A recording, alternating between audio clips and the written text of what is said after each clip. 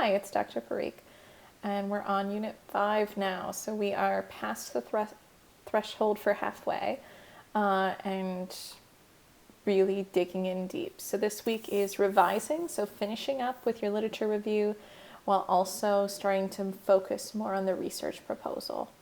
The readings are getting really basic. You're still reading about things like the methods and results and things like that a little bit, but you're kind of wrapping up with the new reading.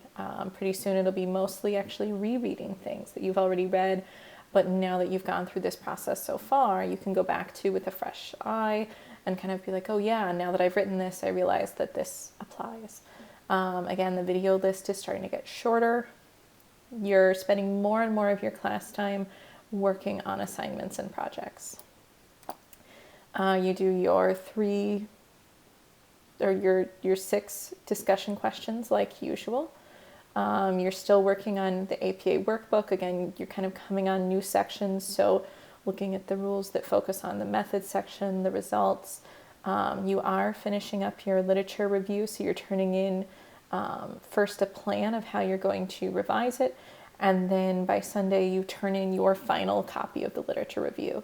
And although you keep working on some documents, you're not still doing the literature review.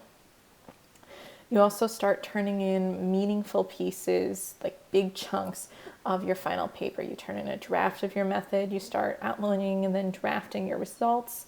And another thing you're doing during this time is you're getting ready to start meeting with writing tutors. So you're going to schedule those. You can schedule them online or in person. It doesn't really matter to me as long as you schedule them and do them. And it kind of talks about what kind of documentation I want to see. For this week, you really just need to email me or submit what days and times, but do be prepared if I ask you. I expect you to pretty easily provide for me some documentation of that. So I'm not making you upload PDFs of emails and things, but just know I could, choose randomly a couple people to ask, or if something seems fishy, I'll ask. You still have this APA quiz isn't due until Sunday. It's more of just an overview and review, and then the next 2 weeks you have APA quizzes that are the same kind of really broad review and are bonus. So if you missed one, or if you just want to make up a few points along the way, that's a great way to make those up.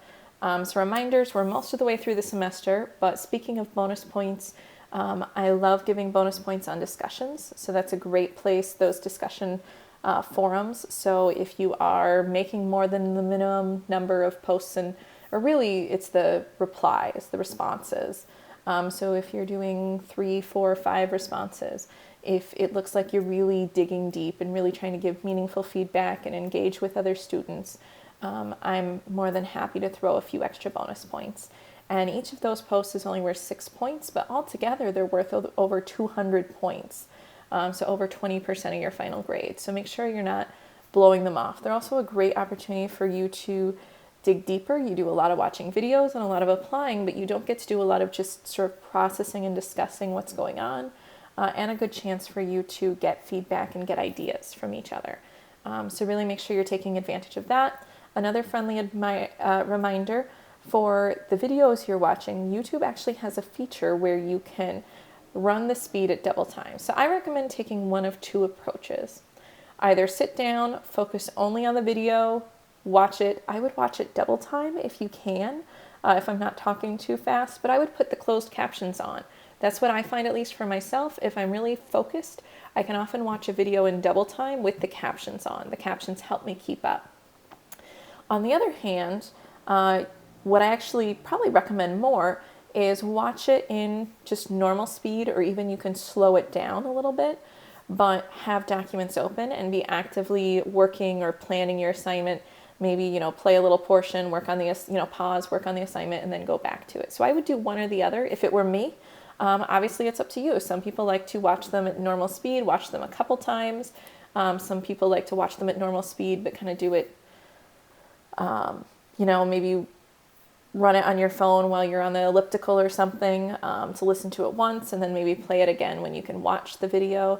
So there's a lot of different ways to use the videos. Think about what helps you be realistic Make sure that you're scheduling time to work on this class. Make sure you're thinking about what kind of environment you do your best work in.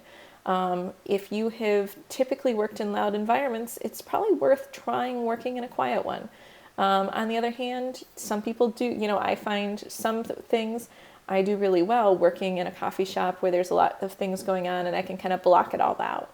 Other tasks, I just can't do that. So try out different things, try different times of day, different places, but be realistic. Be honest with yourself about what's working and what's not working for you.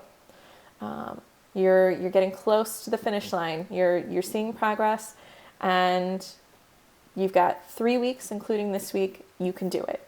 Thanks. Bye.